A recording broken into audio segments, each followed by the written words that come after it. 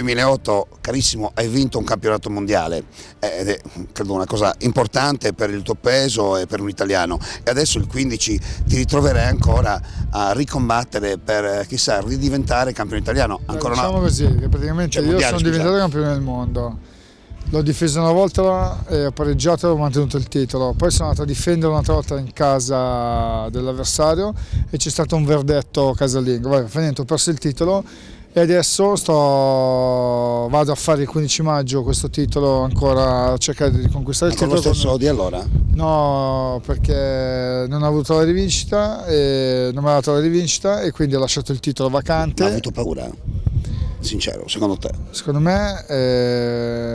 dilla, secondo me perché... si è cagato addosso. Oh, ha avuto paura, non ti ha concesso... No, ma è giusto così. Perché quindi lui uno che diventa campione dice aspetta, con quello non combacia, è decide diventato anche... campione del mondo, poi ha deciso di fare altre cose e quindi l'ha lasciata vacante, e nel lasciarla vacante l'ha lasciata libera e essendo il numero 2 al mondo faccio col numero 1. Il numero 1 l'ho già incontrato, ci ho fatto pari e quindi sarà un match molto emozionante, molto duro, molto pesante, molto, come dire, drammatico, perché ci daremo un sacco di botte. Mamma mia. Noi faremo un match che quando sarò sul ring saluterò la gente dalle botte che prenderà lui o che prenderò io, faremo ciao, quante ma dai, stai? Cioè vi spaccate di brutto? Sì. Però amici, lo conosci questo? Dopo, sta simpatico? Lui è molto rispetto di me e io...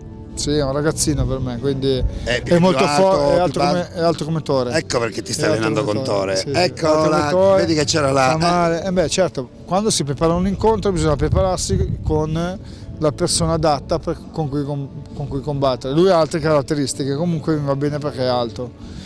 Lui va, gira, fa un suo tipo di pugilato, lui ne fa un altro, però va bene lo stesso. E quindi è solo per avvicinarsi al tipo di pugilato, certo, che ha lui. Certo.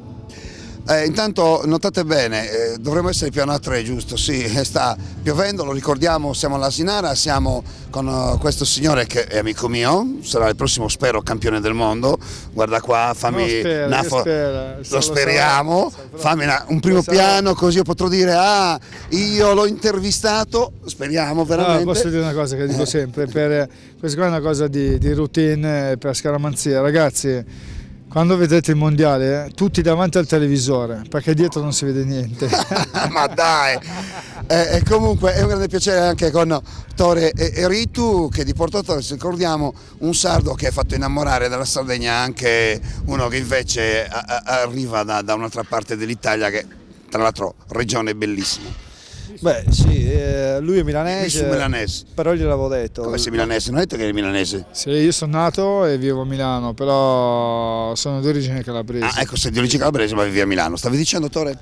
Ho detto che sapevo che era una mia mossa strategica, nel momento in cui io ho fatto quasi 25 giorni di ritiro con lui tra le montagne parmensi, in mezzo alla neve, gli ho detto poi ne faremo una settimana al mare, però sappi che quando verrai in Sardegna ci vorrai tornare perché ti porterò nei posti più selvatici. Certo. E infatti è stato così, conoscendo il personaggio so benissimo che lui ritornerà qua a prescindere. Noi poc'anzi parlavamo della differenza per esempio fra te e Tore Ritu. Tore che è molto più alto di te, insomma si può vedere, cioè per un pugile più basso avere uno di fronte più alto che quindi ha un braccio più lungo, sono due caratteristiche diverse. Sì. Lui è un longilineo, io sono un brevilineo. Un brevilineo, praticamente io sono più corto e lui più lungo. Ecco. Se io sto alla sua distanza, quindi sto alla distanza dei suoi bracci e faccio il suo di gioco.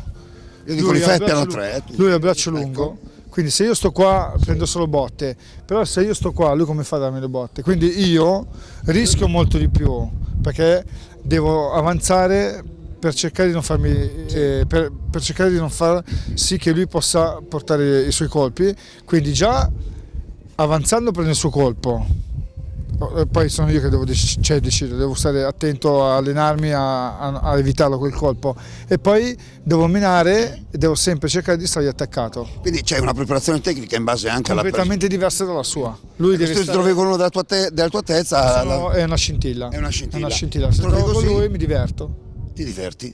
perché appunto avendo le braccia lunghe, no è vero, sembra strano, sembra... Io sono ignorante in pugilato, quindi perché è il suo metodo di pugilato ti porta a scoppiare psicologicamente, cioè se caratterialmente non ci sei, che sei un pugile che non sa soffrire, questo non è magari il mio caso, ti porta a scoppiarti psicologicamente perché il suo tipo di pugilato è asfissiante, mentre magari io addosso più, esattamente, più di contatto, esattamente. Quindi se non sei preparato fisicamente è sempre una questione di preparazioni fisiche e tecnico-tattiche.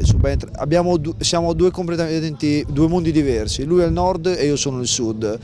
Però con questo non vuol dire che quando si fa un match il match non sia spettacolare. Certo, e poi comunque il match verrà anche preparato in base anche alle persone con cui... alla persona che c'hai davanti, quindi io se dovessi incontrare uno alto mi devo preparare in base a che incontro, se trovo uno alto come me mi devo preparare in base all'altezza, perché dopo cambia completamente il tipo di pugilato. Se ti trovi uno come Lello... Io avrei difficoltà perché è più piccolo, sì. Con l'operatore? Perché è più piccolo, sì. Ma lui fa il DJ però, Fa niente, che fa il DJ. Lui Faccio il barista, quindi... Allora,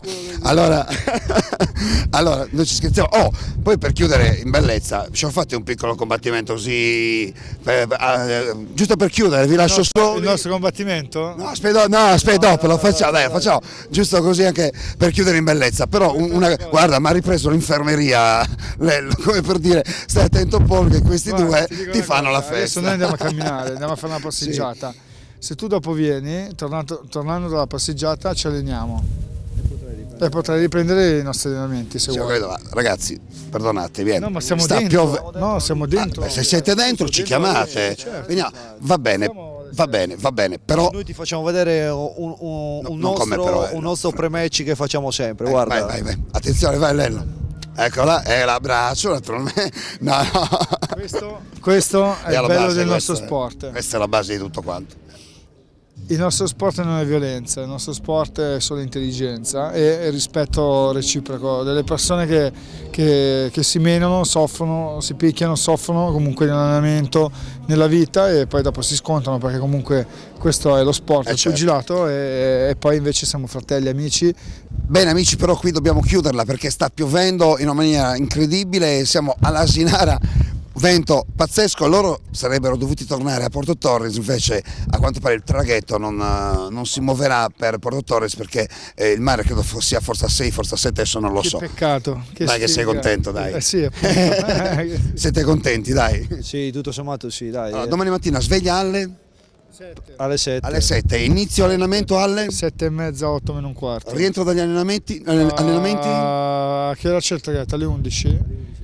Fai le 10. Quindi 2 ore abbondanti, pesanti di allenamento. Andiamo qua sopra, andiamo su nelle montagne a cercare, a rincorrere qualche cinghiale. Ok, allora ragazzi non voglio spingere troppo perché non voglio farvi male, non vorrei farvi male, però vi saluto. Ciao Tore. Ciao Paul, ci vediamo, grazie mille.